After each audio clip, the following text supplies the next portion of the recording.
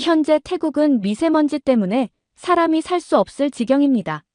학교는 휴교령을 내리고 비행기가 착륙하지 못할 정도로 상황이 심각해졌습니다. 이에 태국 국민들은 정부를 향해 소송을 건다고 항의를 하고 태국 총리는 한국에게 사과를 하라며 한국을 애타게 찾고 있는데요. 도대체 태국 국민들이 이렇게 한국을 찾는 이유는 무엇일까요? 안녕하세요. 저는 태국 기상청에서 8년째 근무 중인 나린이라고 합니다. 태국의 대기질 연구팀에서 일하고 있죠. 제가 들려드릴 이야기는 우리나라의 미세먼지 문제와 관련된 것입니다. 태국 기상청에 입사한 지 어느덧 8년이 되었네요. 처음 입사했을 때만 해도 미세먼지가 이렇게까지 심각한 문제가 될 줄은 몰랐어요. 매년 1월부터 4월까지는 특히 심각한데 올해는 그 수준이 최악이었죠. 제가 일하는 방콕 사무실 창 밖을 보면 고층 빌딩들이 뿌연 스모그에 가려 희미하게 보일 때가 많아요. 특히 아침에 출근할 때면 마스크를 쓰고 있어도 목이 따갑고 눈이 따끔거리죠. 병원에는 호흡기 질환으로 고생하는 환자들이 매일같이 늘어나고 있어요. 우리 연구팀에서 분석한 바로는 태국의 미세먼지 문제가 이렇게 심각해진 데에는 여러 가지 원인이 있습니다. 가장 큰 문제는 북부 지역의 농업 관행이에요. 농부들이 수확 후 남은 농작물을 소각하는 벌목 후 소각 방식을 아직도 많이 사용하고 있거든요. 특히 건기에는 이런 불씨가 쉽게 번져 산불로 이어지기도 해요. 방콕 같은 대도시의 교통체증도 심각한 문제입니다. 매일 아침 저녁으로 도로는 차들로 가득 차고 특히 노후된 디젤 차량들이 내뿜는 매연은 대기오염을 더욱 악화시키고 있어요. 산업단지에서 발생하는 공장 매연도 무시할 수 없는 수준이죠. 최근에는 기후 조건도 우리를 더욱 힘들게 하고 있어요. 건기에는 바람이 거의 불지 않아 대기가 정체되는 현상이 자주 발생하거든요. 그러다 보니 미세먼지가 공중에 머물러 있는 시간이 길어져서 대기질이 더욱 나빠지는 악순환이 계속되고 있습니다. 우리 기상청의 측정 결과를 보면 특히 충격적이에요. 치앙마이는 세계에서 가장 공기 오염이 심각한 도시 중 하나로 선정되기도 했죠. 학교들은 휴교 조치를 내리고 회사들은 재택근무를 권장하고 있어요. 특히 올해 초에는 방콕의 352개 학교가 동시에 휴교령을 내렸는데 그때의 충격이 아직도 생생합니다. 어린 학생들이 마스크를 쓰고 등교하는 모습을 보면서 우리가 과연 다음 세대에게 어떤 환경을 물려주고 있는지 깊이 고민하게 되더라고요. 특히 이번 년에는 믿기 힘든 일이 있었어요. 수완나품 국제공항에서 착륙을 시도하던 여러 항공기들이 시정거리 확보가 불가능해 착륙을 포기하고 다른 공항으로 회항해야 했죠. 저는 그날 기상청에서 밤샘 근무를 하고 있었는데 활주로 가시거리가 100m도 되지 않았어요. 특히 기억에 남는 건 싱가포르에서 오는 항공기였는데 3번이나 착륙을 시도하다가 결국 말레이시아 쿠알라룸푸르 공항으로 회항했다는 소식을 들었죠. 승객들 중에는 노약자와 어린이들도 있었을 텐데 생각만 해도 아찔했어요. 그날 이후로 태국의 대기오염 문제가 항공 안전까지 위협하는 수준이 되었다는 것을 실감했습니다. 더 충격적인 건 지난주 일요일에 있었던 일이에요. 홍콩에서 출발한 대형 여객기가 방콕 착륙을 시도하다 활주로를 이탈할 뻔한 아찔한 상황이 벌어졌거든요. 미세먼지로 인해 시야가 확보되지 않은 상태에서 착륙을 강행하다가 발생한 사고였어요. 다행히 조종사의 빠른 판단으로 착륙을 포기하고 다시 이륙했지만 승객 327명이 극도의 공포를 겪었다고 합니다. 정부에서도 여러 가지 대책을 내놓고 있어요. 사탕수수 농가에 폐기물을 태우지 않는 조건으로 보조금을 지원하고 인공강우를 통해 대기 중의 미세먼지를 줄이려는 시도도 하고 있죠. 하지만 이런 노력들이 근본적인 해결책이 될 수 있을지는 의문입니다. 최근에는 미얀마, 라오스와 함께 맑은 하늘 전략 2024-2030이라는 프로젝트를 시작했어요. 하지만 이런 국제적인 협력도 당장의 미세먼지 문제를 해결하기에는 역부족인 것 같아요. 제가 매일 보는 데이터들은 점점 더 심각해지는 태국의 미세먼지 상황을 여실히 보여주고 있습니다. 때로는 이 숫자들을 보면서 답답함을 느끼기도 하지만 한편으로는 이 문제를 해결하기 위한 방법을 찾아야 한다는 사명감도 느끼고 있어요. 지난주 WHO가 발표한 세계 대기질 보고서를 보면서 깊은 고민에 빠졌어요. 전 세계적으로 미세먼지 문제가 심각해지고 있는데 특히 아시아 지역이 가장 위험한 수준이더군요. 보고서에 따르면 중국, 인도, 방글라데시가 여전히 세계에서 가장 심각한 대기오염 국가로 분류됐고 우리 태국도 마찬가지로 가장 심각한 국가 목록에 포함되어 있었어요. 하지만 그 중에서 한 나라가 특별히 눈에 띄었어요. 바로 대한민국이었죠.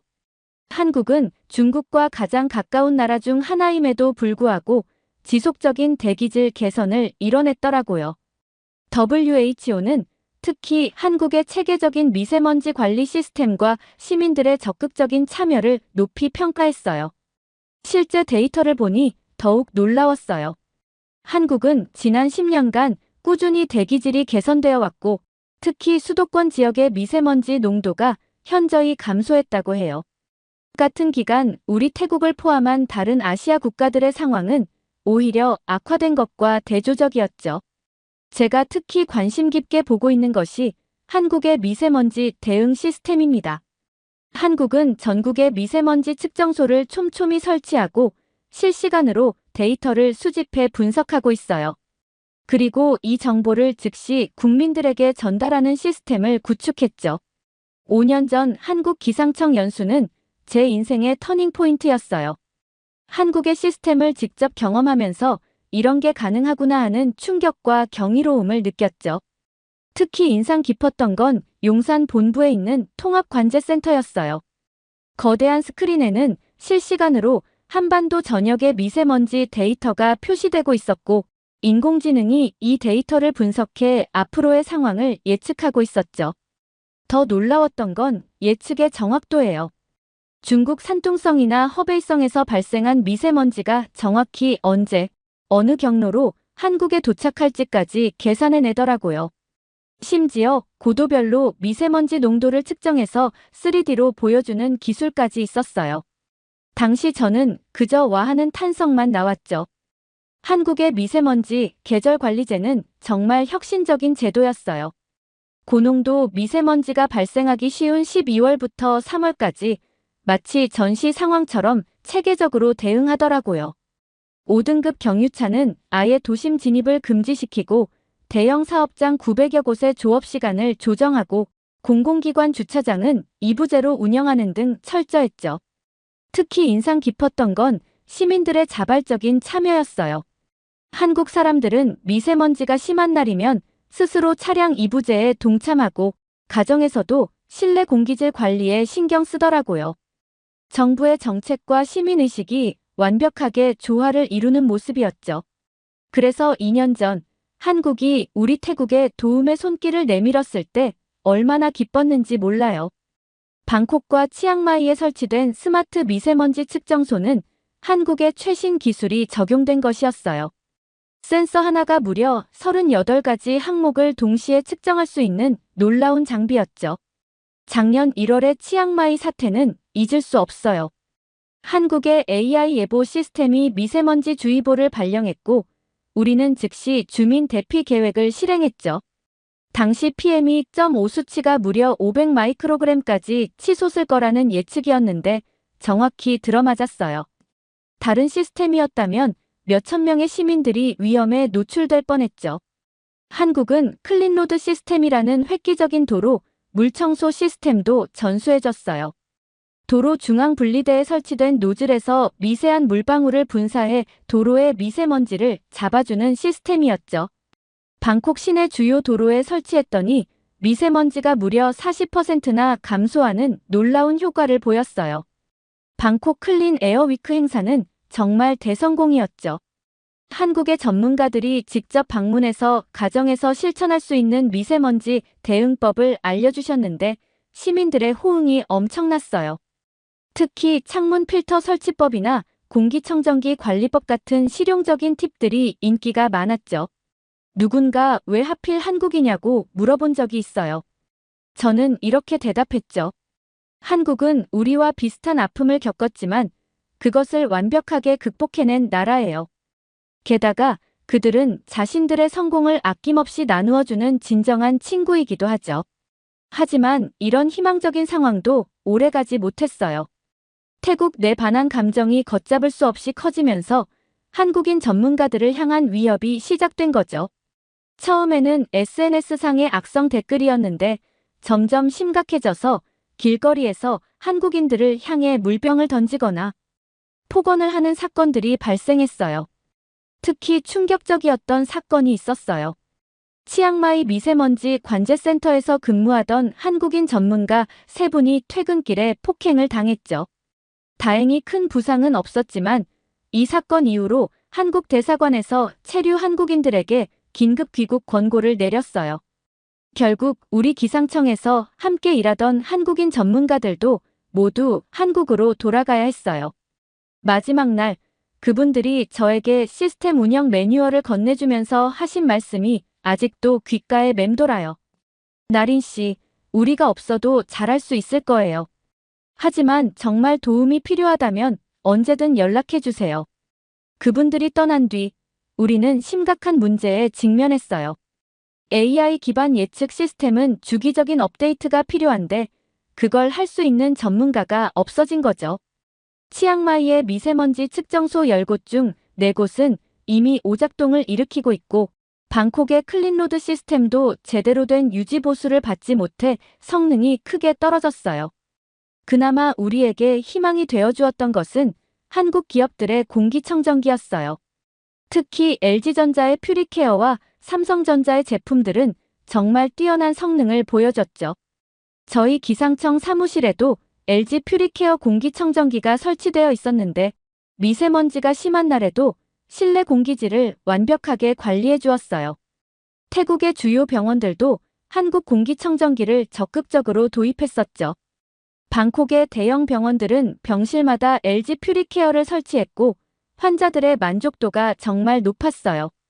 특히 호흡기 질환으로 고생하는 환자들에게는 정말 큰 도움이 되었죠. 호텔업계에서도 한국 공기청정기는 필수품이 되었었어요. 외국인 관광객들이 호텔을 고를 때 한국산 공기청정기 설치 여부를 중요하게 고려했거든요. 실제로 제 동생이 운영하는 작은 게스트하우스에도 LG 휴대용 공기청정기를 구비해뒀는데 투숙객들의 반응이 정말 좋았어요. 학교에서도 교실마다 삼성전자의 공기청정기를 설치했었죠. 아이들의 건강을 위해서는 최고의 선택이었어요. 실제로 공기청정기 설치 후에는 학생들의 결석률이 눈에 띄게 줄어들었다는 보고도 있었어요. 쇼핑몰이나 대형마트에서는 공기청정기 판매 코너가 항상 북적였죠. 가격이 좀 비싸더라도 성능과 신뢰성 때문에 많은 분들이 한국 제품을 선택하셨어요. 특히 LG전자의 퓨리케어 미니는 휴대가 간편해서 사무실 직원들 사이에서 인기가 정말 좋았죠. 기억나는 건 작년 미세먼지가 심각했을 때의 일이에요. 전자제품 매장에서는 한국산 공기청정기가 품절되는 상황이 계속됐어요. 어떤 분들은 새벽부터 줄을 서서 기다리기도 하셨죠. 그만큼 한국 제품에 대한 신뢰가 컸던 거예요. 특히 심각한 건 한국 공기청정기 상황이에요. LG전자와 삼성전자가 태국 시장에서 완전히 철수를 선언했거든요. 처음에는 서비스 센터 몇 곳만 문을 닫았는데 이제는 대부분의 서비스 센터가 모두 운영을 중단했어요. 문제는 여기서 끝이 아니었죠. 태국 세관에서 한국 제품에 대한 수입 규제를 강화하면서 필터 같은 소모품도 구하기가 힘들어졌어요. 지난주에는 방콕 시내 최대 전자상가에서 LG 공기청정기 필터를 찾는 시민들이 몰려들어 아수라장이 됐다는 뉴스도 있었죠. 심지어는 중고시장에서 5년 된 한국 공기청정기가 신제품 가격의 2배로 거래되는 기현상도 벌어지고 있어요. 얼마 전에는 제 친구가 운영하는 카페에 있던 LG 공기청정기를 도난당하는 사건도 있었죠. 그만큼 한국 제품을 구하기가 어려워진 거예요. 중국 업체들이 공격적으로 시장을 공략하고 있지만 반응이 신통치 않아요. 방콕 최대 종합병원에서 중국산 제품 100대를 테스트해봤는데 미세먼지 제거율이 한국 제품의 절반 수준에도 못 미쳤대요. 게다가 소음은 3배나 더 크고 전기료도 훨씬 많이 나온다고 해요. 결국 대형 병원들은 남아있는 한국 제품을 중환자실에만 겨우 배치하고 있는 실정이에요. 관광업계의 타격이 정말 심각한 상황입니다. 지난주 방콕 시내 5성급 호텔에서는 일본 관광객 단체 예약이 전면 취소됐어요. 이유는 단 하나, 객실에 설치된 LG 공기청정기를 더 이상 관리할 수 없게 되었다는 거였죠. 일본 여행사 측에서는 미세먼지가 심각한 방콕에서 한국산 공기청정기는 필수라며 다른 대체 제품으로는 고객들을 설득할 수 없다고 했다고 해요. 이 소식이 알려지자 다른 호텔들도 줄줄이 예약 취소 사태를 겪고 있어요. 더 큰 문제는 연쇄 반응이에요. 관광객이 줄어들자 호텔 근처의 쇼핑몰, 레스토랑, 마사지샵까지 매출이 급감했죠. 제 친구가 운영하는 투어 회사도 이번 달에만 20건의 예약이 취소됐다고 해요. 얼마 전에는 방콕 호텔연합회에서 긴급 기자회견을 열었어요. 한국 공기청정기 하나 때문에 태국 관광산업 전체가 흔들리고 있다면서 정부의 대책 마련을 촉구했죠. 그때 새삼 깨달았어요. 우리가 얼마나 한국의 기술에 의존하고 있었는지, 그리고 그것을 얼마나 당연하게 여겼는지를요. 특히 마음 아픈 건 이제 막 코로나19의 어려움에서 벗어나려던 관광업계가 또다시 위기를 맞게 된 거예요. 모두가 한국과의 관계 회복을 간절히 바라고 있죠. 지금 생각해보면 우리가 한국의 기술과 제품을 당연하게 여겼던 것 같아요. 그것들이 없어진 지금에서야 그 가치를 제대로 깨닫게 되었죠. 지난주부터 방콕 시내에서는 연일 시위가 이어지고 있어요. 한국과의 관계 회복, 관광업 살리기 등의 플래카드를 든 시민들이 정부 청사 앞에 모여들고 있죠. 어제는 무려 5만 명이 넘는 시민들이 모였다고 해요. 시위대 중에는 관광업 종사자들이 특히 많았어요. 제가 현장에서 만난 분들의 이야기를 들어보면 상황이 정말 심각했죠. 방콕 최대 규모 마사지숍 매니저는 이렇게 말했어요. 작년에는 하루 평균 200명 정도의 손님이 있었는데 이제는 10명도 안 돼요. 외국인 관광객들은 미세먼지 때문에 방콕을 피해간다고 해요. 예전에는 한국 공기청정기가 있어서 걱정이 없었거든요. 부티크 호텔 운영자의 인터뷰는 마음을 아프게 했죠. 일본 관광객들은 이제 아예 태국을 거들떠보지도 않아요. 객실에 한국 공기청정기가 없으면 예약을 안 한다고 해요. 직원 30명 중 10명을 이미 내보냈어요. 시안 파라곤 의류매장 점장도 하소연을 했죠. 관광객이 줄어드니까 쇼핑몰도 텅텅 비었어요. 지난달에만 우리 매장 매출이 70% 급감했죠. 이런 상황이면 문 닫는 것 말고는 답이 없을 것 같아요. 특히 충격적이었던 건 방콕의 대표적인 관광지인 카오산 로드의 몰락이에요. 한때 전 세계 배낭 여행자들의 성지로 불리던 이곳이 이제는 텅 비어 있어요. 거리 곳곳에 임대 팻말이 걸려 있고 영업을 하는 가게도 손님이 없어 한산하기만 하죠. 태국 정부도 위기감을 느끼고 있어요. 지난주 관광체육부 장관이 긴급 기자회견을 열어 올해 관광객 목표치를 40% 하향 조정한다고 발표했죠. GDP의 20%를 차지하는 관광업이 흔들리면서 태국 경제 전체가 위험에 빠질 수 있다는 우려가 나오고 있어요. 중국어 가이드는 암울한 현실을 말했죠. 작년 이맘때는 중국인 단체 관광객만 하루 세팀을 진행했어요. 근데 요즘은 일주일에 한 팀도 받기 힘들어요. 중국 관광객들도 이제는 미세먼지가 심한 태국을 피한대요. 패통탄 친나와 정부가 내놓은 대책은 솔직히 실망스러워요. 중국산 공기청정기를 대량 도입하겠다는 계획을 발표했지만 호텔업계에서는 즉각 반발했죠. 중국 제품으로는 외국인 관광객들의 신뢰를 얻을 수 없다는 거예요. 5성급 호텔 총지배인은 정부의 대책을 비판하며 말했습니다. 정부가 현실을 전혀 모르는 것 같아요. 우리 호텔 리뷰를 보면 한국 공기청정기가 있어서 안심하고 묵을 수 있었다는 평가가 정말 많았거든요. 그걸 중국산으로 대체한다고? 이건 말도 안 되는 소리죠. 이제는 시위대의 요구도 구체화되고 있어요. 한국과의 관계 정상화, 한국 기업 재유치를 위한 특별법 제정 등을 요구하고 있죠. 특히 관광업계는 한국 대사관 앞에서 사과 시위까지 벌이고 있어요.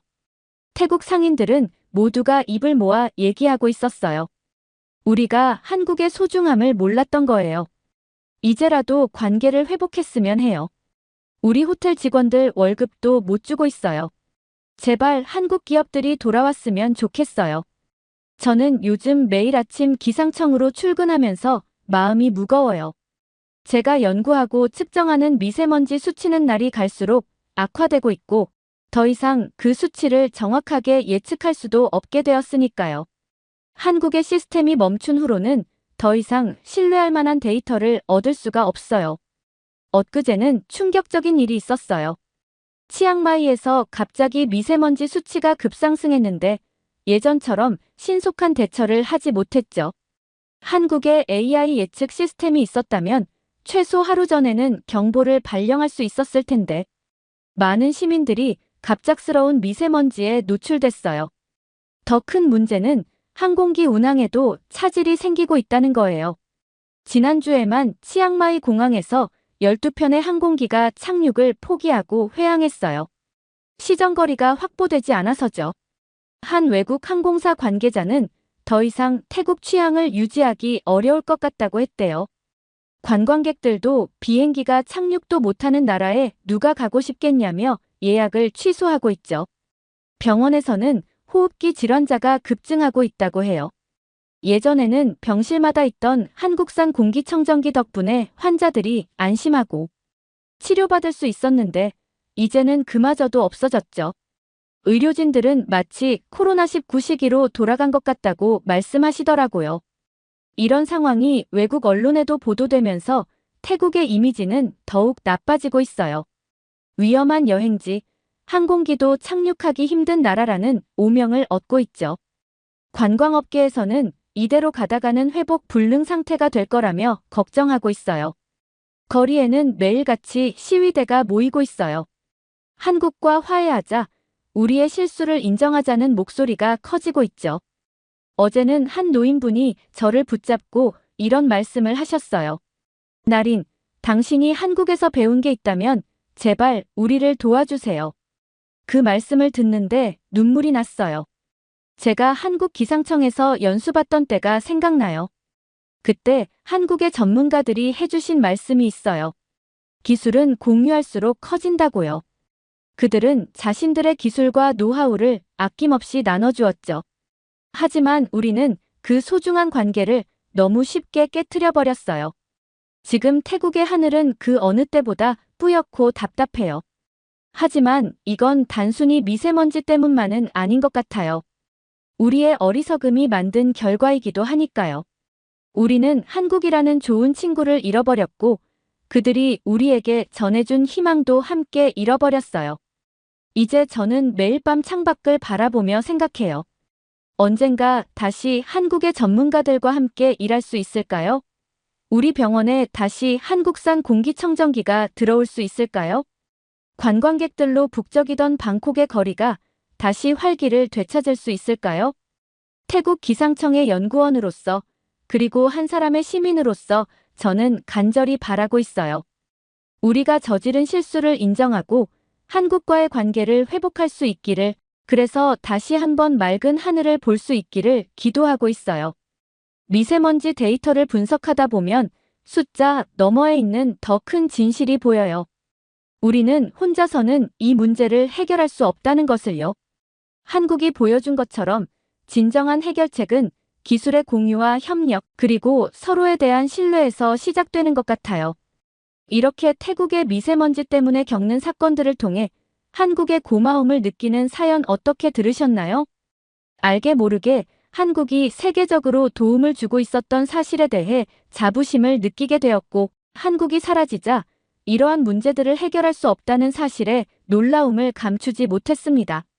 현재 태국은 미세먼지 때문에 큰 문제를 겪고 있는데요. 구독자분들은 태국으로 여행을 가서 이러한 문제를 겪지 않았으면 좋겠다고 생각했습니다. 여러분들의 의견은 어떠신가요? 다양한 의견을 댓글을 통해 공유해주세요. 긴 영상 시청해주셔서 감사드리고 영상 재미있으셨다면 구독과 좋아요 한 번씩 부탁드립니다. 태국의 총리와 중국의 주석이 정상회의에서 만났습니다. 이들은 서로의 국가를 위해 무언가를 약속하는데요. 하지만 태국 전문가들의 의견은 한국을 의식한 행동을 보여준 태국 총리를 비판합니다. 도대체 어떤 일이 있었던 걸까요? 안녕하세요. 저는 보스턴 대학교 국제관계학과 3학년에 재학 중인 에바입니다. 평소처럼 국제관계학 수업을 들으러 교실에 들어섰을 때 저는 오늘이 특별한 날이 될 거라고는 생각도 못했죠. 저는 늘 수업 전에 친구들과 이런저런 이야기를 나누곤 했지만 오늘은 교수님의 표정이 평소와는 달라 보여서 조용히 수업을 기다렸어요. 여러분, 오늘은 매우 중요한 주제를 다루려고 합니다. 교수님은 평소와 달리 무거운 표정으로 말씀을 시작하셨어요. 보통 유머러스한 분위기로 수업을 시작하시던 교수님의 모습과는 달랐죠. 최근 아시아에서 일어나고 있는 매우 흥미로운 사례를 살펴보려고 해요. 한국과 태국, 그리고 중국 사이의 관계 변화에 대해서죠. 교수님의 말씀에 옆자리의 미니와 누차라가 살짝 긴장한 듯한 표정을 지었어요. 저는 그들의 표정 변화를 놓치지 않았죠. 2023년 태국은 관광업 호황을 누렸습니다. 특히 한국인 관광객이 큰 역할을 했죠. 무려 122만 명이 넘는 한국인들이 태국을 방문했어요. 여러분, 이게 얼마나 큰 숫자인지 아시나요? 이는 하루 평균 3,300명 이상의 한국인이 태국을 방문했다는 의미입니다. 방콕의 거리는 한국어 간판으로 가득했고 파타야와 푸켓의 해변에서는 한국인 관광객들의 웃음소리가 끊이지 않았죠. 한국 예능 프로그램에서 태국 여행이 다뤄질 때마다 관광객이 급증했고 SNS에서는 태국 여행 인증샷이 트렌드가 되곤 했어요. 저는 옆자리의 미니를 힐끗 바라봤어요. 그녀는 고개를 끄덕이며 교수님의 말씀에 동의하는 듯 했죠. 하지만 2024년 상황이 극적으로 바뀌게 됩니다. 오늘 우리는 이 변화의 원인과 그 영향, 그리고 현재 진행되고 있는 새로운 움직임에 대해 이야기를 나눠볼 거예요. 교수님은 프로젝터를 켜시며 화면에 그래프를 띄우셨어요. 그래프는 2023년과 2024년의 극명한 차이를 보여주고 있었죠. 이제부터 우리가 나눌 이야기는 단순한 관광 산업의 변화가 아닙니다. 이는 국가 간의 관계가 어떻게 형성되고 깨지고 또 변화하는지를 보여주는 훌륭한 사례가 될 거예요. 먼저 이 그래프를 보시죠. 2023년 11월부터 시작된 급격한 하락세. 이건 단순한 우연이 아닙니다. 저는 그래프의 날카로운 하락 곡선을 유심히 바라봤어요. 옆자리 태국 학생 누차라가 불편한 듯 몸을 살짝 움직였죠. 2023년 11월 28일 방콕에서 인천으로 향하는 한 항공편에서 모든 일이 시작됐어요. 태국인 관광객 20명이 입국 심사 과정에서 별도 신문실로 안내됐고 7시간이 넘는 조사를 받았죠. 교수님은 화면을 넘기시며 당시 상황이 담긴 사진들을 보여주셨어요. 공항 대기실에서 지쳐 보이는 태국인들의 모습, SNS에 올라온 분노에 찬 게시물들이 이어졌죠. 이들 중 5명은 결국 입국이 거부됐어요. 인솔자였던 수파폰 씨의 SNS 게시물이 화제가 되면서 상황은 걷잡을 수 없이 커졌죠. 우리는 마치 범죄자처럼 취급받았다는 그녀의 글은 24시간 만에 10만 회 이상 공유됐어요. 미니가 조심스럽게 손을 들었어요. 교수님, 하지만 그건 정상적인 입국 심사 절차 아닌가요? 좋은 지적입니다. 실제로 한국 법무부는 정상적인 입국 심사 과정이었다고 해명했어요. 하지만 문제는 그 이후였죠. 교수님은 다음 슬라이드로 넘어가셨어요. 그곳에는 충격적인 통계가 있었죠. 2023년 말 기준 한국의 태국인 불법 체류자는 14만 명에 달했어요. 더 심각한 건 이들 중 일부가 마약 범죄와 연루되기 시작했다는 겁니다. 교실 안에 놀라움의 탄성이 흘러나왔어요. 2024년 1월부터 3월까지의 불법 체류자 특별 단속 기간 동안 2만 명의 불법 체류자가 적발됐고 그중 30%가 태국인이었어요. 특히 방콕 소재 불법 취업 알선 조직이 적발되면서 이들이 관광비자로 입국한 태국인들을 불법 취업시켜왔다는 사실이 드러났죠. 누차라가 갑자기 자리에서 일어났어요. 교수님, 그건 극히 일부의 사례일 뿐이에요. 대부분의 태국인들은. 교수님은 부드럽게 누차라의 말을 끊으셨어요. 맞습니다, 누차라 씨. 하지만 이런 소수의 사례가 전체 관계에 어떤 영향을 미치는지 주목해 볼 필요가 있어요. 교수님은 다시 화면을 넘기셨어요. 이번에는 한국과 태국 양국의 언론 보도가 나왔죠. 태국 현지 언론들은 한국의 태국인 차별을 대대적으로 보도했고, 한국 언론들은 태국인 불법 체류자 문제의 심각성을 연일 다뤘어요. 양국 관계는 점점 더 악화일로를 걸었죠. 이러한 갈등은 자연스럽게 경제적인 문제로 이어졌습니다. 보시는 것처럼 2024년 들어 태국을 찾는 한국인 관광객이 급감했어요. 1분기에는 전년 대비 45% 감소했고 2분기에는 무려 67%까지 떨어졌죠. 이는 태국 관광업에 심각한 타격을 주었습니다. 방콕 통룸 지역의 한인타운은 이제 텅 비어 있습니다. 한때 성업했던 한국 음식점들과 한인 마트들은 하나둘 문을 닫았고 한국어로 된 간판들이 하나씩 사라지고 있어요. 그때였어요. 누차라가 갑자기 손을 들었어요. 그녀의 얼굴은 평소와는 다르게 상기되어 있었죠. 교수님, 태국은 한국 없이도 충분히 잘 살 수 있어요. 중국이 우리의 든든한 후원자가 될 거예요. 실제로 최근 중국 관광객이 증가하고 있고 중국 정부는 태국에 대규모 투자를 약속했어요. 교수님은 인상을 찌푸리며 말씀을 이어갔어요. 잠시만요. 이 자료들을 보기 전에 먼저 알아야 할 중요한 소식이 있습니다. 지난 페루리마에서 열린 APEC 정상회의에서 있었던 일인데요. 교수님은 화면에 두 정상의 사진을 띄우셨어요.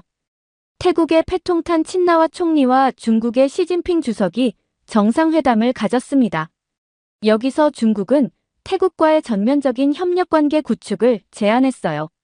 철도 연결 사업부터 AI 신에너지 분야까지 광범위한 협력을 약속했죠. 미니가 자리에서 벌떡 일어났어요. 그녀의 손에는 태블릿이 들려 있었고 화면에는 꼼꼼하게 정리된 자료들이 보였죠. 교수님, 제가 반론을 제기해도 될까요? 물론입니다. 미니 씨의 의견을 들어보죠. 누차라 씨, 태국의 GDP에서 관광업이 차지하는 비중이 얼마인지 아시나요? 미니는 자신의 태블릿을 프로젝터에 연결하며 말했어요. 무려 20%에 달해요. 이는 전 세계에서 관광업 의존도가 가장 높은 국가 중 하나라는 걸 의미하죠. 미니는 다음 슬라이드로 넘어갔어요. 2023년 기준으로 한국인 관광객 1인당 평균 지출액은 중국인의 1.8배였어요. 평균 체류 기간도 중국인이 4.2일인 것에 비해 한국인은 6.7일이었죠. 질적인 면에서도 한국인 관광객이 태국 경제에 미치는 영향이 훨씬 컸다는 의미예요. 교실은 완전히 조용해졌어요. 누차라는 자신의 노트북을 뚫어져라 쳐다보고 있었죠. 더 심각한 건 고용 시장이에요.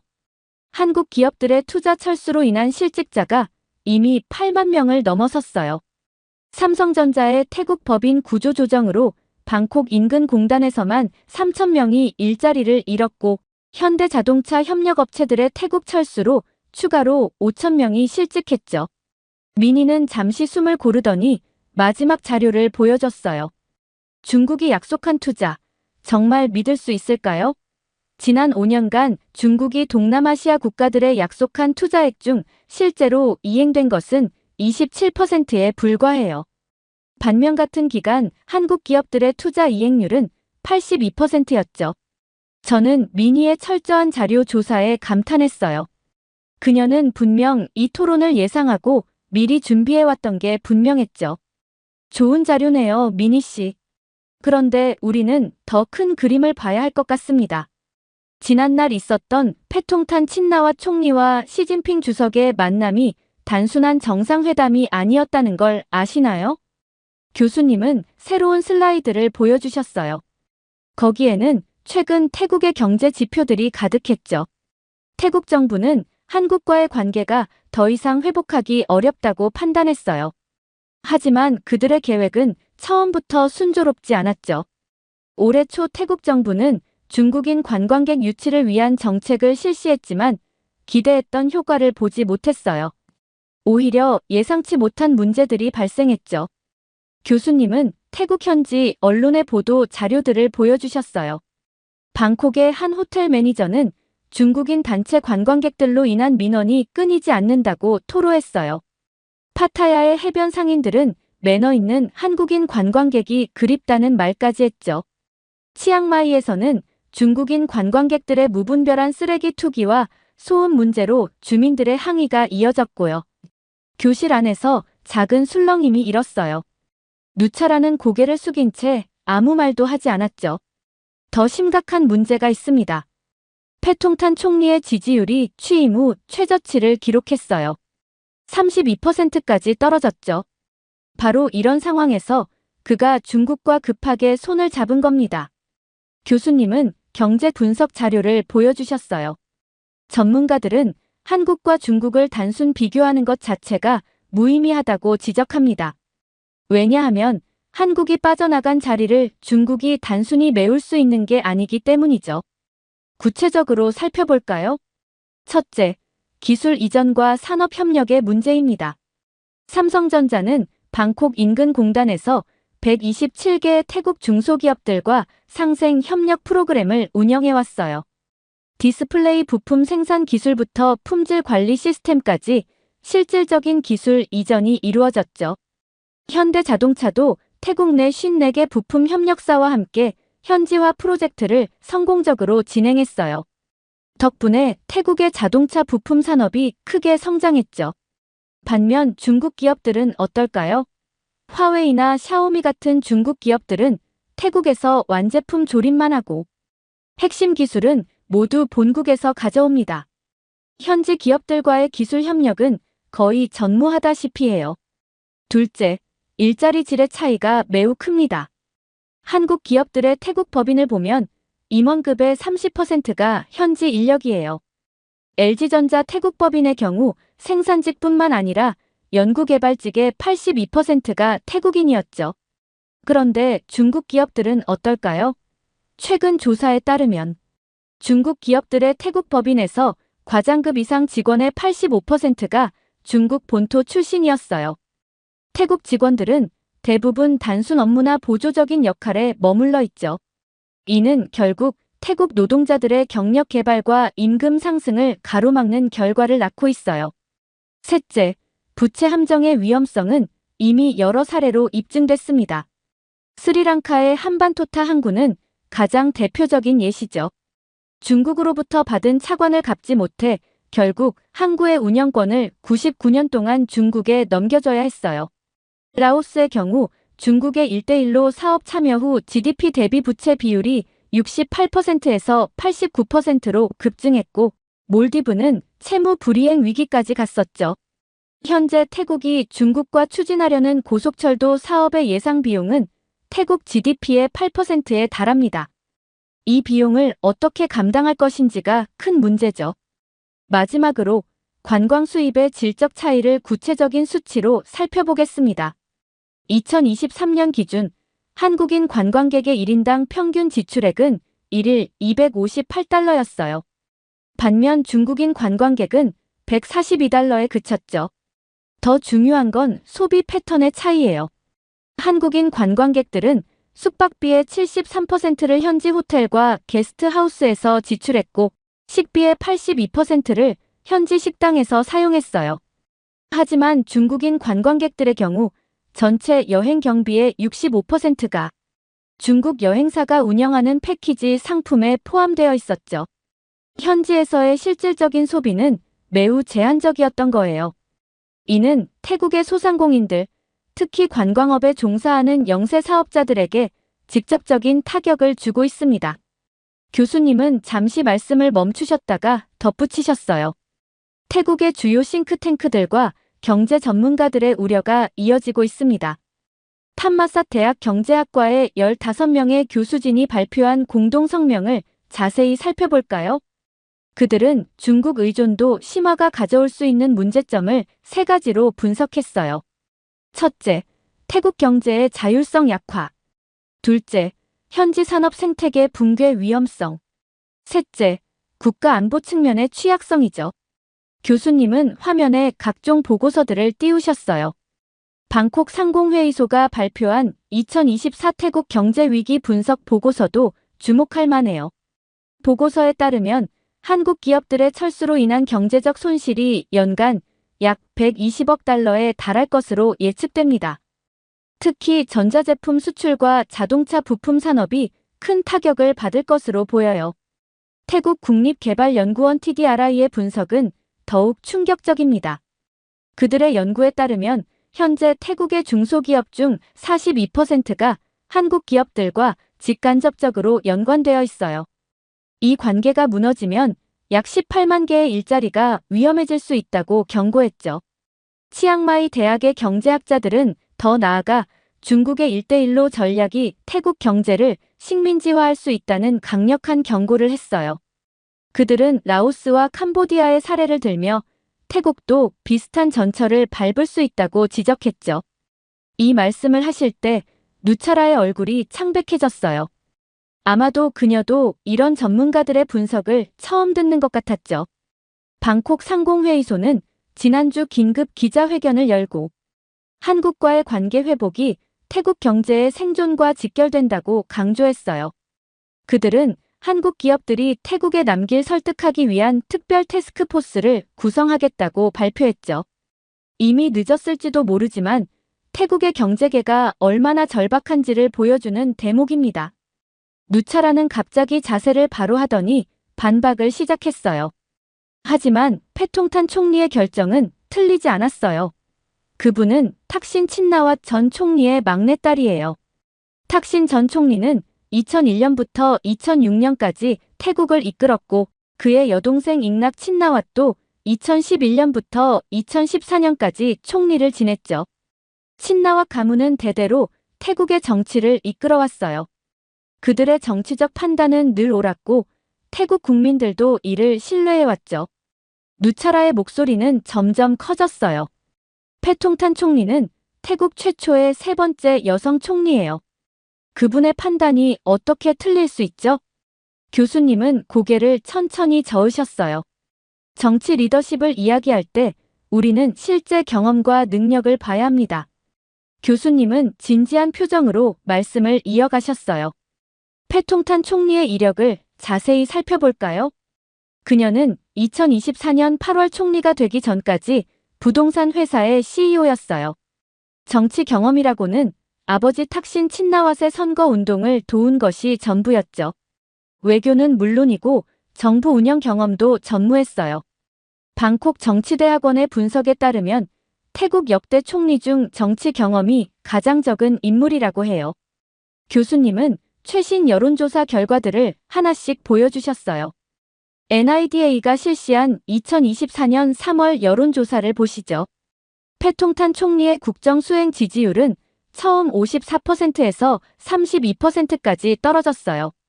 특히 20대, 30대 젊은 층에서는 28%까지 하락했죠. 능력 부족이라는 평가가 45%, 보여주기식 정치라는 평가가 38%를 차지했어요. 교수님은 태국 현지 언론의 보도 사진들을 보여주셨어요. 구체적인 사례를 보여드리겠습니다. 지난 2월 방콕 클롱토이 빈민가를 방문했을 때의 일이에요. 주민들의 생활고를 살펴본다는 취지였는데 패통탄 총리는 1,500만 원 상당의 에르메스 버킨백을 들고 나타났죠. 현지 언론은 서민의 한 달 생활비보다 비싼 가방을 들고 빈곤 현장을 방문했다며 강하게 비판했어요. 또한 서민 경제 활성화 정책이라고 발표한 내용을 들여다보면 실상은 대기업법 인세 감면이 핵심이었어요. 영세 자영업자 지원은 고작 1%의 예산만 배정됐죠. 방콕 포스트는 이를 재벌 친화 정책의 위장이라고 신랄하게 비판했습니다. 가장 최근에는 더 심각한 일이 있었어요. 지난주 목요일 태국 의회에서 중요한 경제정책 토론이 있었는데 패통탄 총리는 이를 불참하고 대신 틱톡 라이브 방송을 진행했죠. 방송 내용은 자신의 일상을 보여주는 브이로그 스타일이었어요. 야당은 물론 여당 내부에서도 국정 운영의 우선순위가 잘못됐다는 비판이 쏟아졌습니다. 교수님은 새로운 자료들을 보여주시며 말씀하셨어요. 태국의 중국 접근 정책에 대해 더 자세히 살펴보겠습니다. 지난주 태국 의회에서 열린 중국 태국 경제 협력 추진 계획 검토 회의 내용을 보시죠. 여당 소속 의원 147명 중 68명이 협력 계획에 대한 세부 검토가 필요하다며 서명을 했어요. 특히 태국 중국 고속철도 사업의 경우 태국 측이 부담해야 할 비용이 당초 예상의 2.8배에 달한다는 사실이 뒤늦게 밝혀져 큰 논란이 됐죠. 교수님은 태국 현지 신문들의 헤드라인을 보여주셨어요. 방콕 포스트의 보도를 보시면 태국 재무부 내부에서도 반발이 있었다고 해요. 재무부 장관은 중국과의 협력 규모가 태국 경제가 감당할 수 있는 수준을 넘어섰다는 의견을 제시했지만 패통탄 총리는 이를 무시하고 진행했다고 합니다. 더 충격적인 건 태국 상공회의소가 제출한 경제적 타당성 검토 보고서가 완전히 무시됐다는 거예요. 이 보고서에는 중국과의 급격한 경제 의존도 심화는 태국의 산업 경쟁력을 약화시킬 수 있다는 경고가 담겨 있었죠. 여당 내부에서도 분열이 일어나고 있어요. 지난달 열린 당 최고위원회의에서 섣부른 중국 의존은 제2의 식민지화를 불러올 수 있다는 발언이 나왔고 이에 동의하는 의원들이 늘어나고 있다고 합니다. 누차라는 마지막 힘을 짜내듯 자리에서 일어났어요. 하지만 교수님, 중국은 세계 2위의 경제 대국이에요. 한국과는 비교도 안 되죠. 패통탄 총리의 선택은 분명 옳았어요. 태국의 미래를 위해서는 더 큰 나라와 손을 잡아야 하지 않나요? 교수님은 조용히 미소를 지으시더니 새로운 자료를 보여주셨어요. 흥미로운 지적입니다. 하지만 최근 국제 정세를 한번 자세히 살펴볼까요? 교수님은 세계 지도와 함께 최근 뉴스 기사들을 보여주셨어요. 트럼프가 미국 대선에서 당선되면서 중국의 외교 전략이 급격히 변화하고 있습니다. 특히 세 가지 주목할 만한 변화가 있어요. 교수님은 손가락으로 하나씩 짚어가며 설명하셨어요. 첫째, 중국은 지난달부터 동남아시아 국가들과 급격히 가까워지려 하고 있어요. 베트남, 인도네시아, 말레이시아와 잇따라 정상회담을 추진했죠. 이는 미국의 대중국 견제에 대비해 우군을 확보하려는 전략으로 보여요. 둘째, 중국의 1대1로 정책에도 큰 변화가 생겼습니다. 기존의 차관 제공 방식에서 투자 협력 방식으로 전환하고 있어요. 이는 미국이 지적해온 부채 함정 외교라는 비판을 의식한 결과로 분석됩니다. 셋째, 가장 주목할 만한 변화는 대미 무역 전략이에요. 중국은 최근 미국 기업들에 대한 규제를 대폭 완화했고 미국산 농산물 수입도 크게 늘렸습니다. 이는 트럼프 행정부의 강경한 대중국 정책을 완화하려는 시도로 보이죠. 이런 상황에서 태국이 중국에 과도하게 의존하는 것은 매우 위험할 수 있습니다. 중국이 미국과의 관계 개선을 위해 동남아 국가들과의 약속을 저버릴 수도 있기 때문이죠. 실제로 2018년에도 비슷한 사례가 있었어요. 당시 중국은 미국과의 무역 협상 과정에서 동남아 국가들과의 약속을 일방적으로 파기한 바 있습니다. 교수님은 경제 지표들을 하나씩 짚어가셨어요. 게다가 한국의 경제력을 단순히 GDP 순위로만 평가하면 안 됩니다. 반도체, 배터리, 문화 콘텐츠 등 핵심 산업에서 한국은 세계 최고 수준이에요. 특히 태국이 필요로 하는 첨단 기술 분야에서는 중국보다 훨씬 앞서 있죠. 구체적인 수치를 보여드리겠습니다. 2023년 기준 한국의 1인당 GDP는 35,000달러로 중국의 12,000달러보다 3배 가까이 높아요. R&D 투자 비중도 한국이 GDP의 4.8%로 중국의 2.4%보다 2배나 높죠. 더 중요한 건 기술 이전 의지예요. 한국은 지난 40년간 태국의 산업화를 실질적으로 도운 유일한 나라입니다. 삼성전자가 태국에 설립한 직업 전문학교만 해도 매년 3,000명의 전문 인력을 배출하고 있어요. 누차라는 이제 완전히 할 말을 잃은 듯 했어요. 그녀의 어깨가 축 처진 것이 보였죠. 강의가 끝나고 교실을 나서면서 저는 오늘 배운 것들을 곱씹어 보았어요. 국가 간의 관계는 단순히 경제 규모나 정치적 영향력만으로 판단할 수 없다는 걸 깨달았죠. 진정한 동반자 관계는 서로를 이해하고 존중하며 함께 성장할 수 있는 토대가 있을 때 가능하다는 것을요. 이렇게 한국이 사라지자 중국과 손을 잡게 된 태국의 사연 어떻게 들으셨나요? 전문가들이 한국과 중국을 비교한 분석을 보면 한국이 정말 대단한 나라라고 생각이 들었습니다. 또 태국 시민들은 한국을 그리워한다는 이야기를 듣고 한국인들이 해외에서도 높은 평가를 받는 사실에 놀라게 되었는데요. 여러분들의 의견은 어떠신가요? 다양한 의견을 댓글을 통해 공유해주세요. 긴 영상 시청해주셔서 감사드리고 구독과 좋아요 부탁드립니다.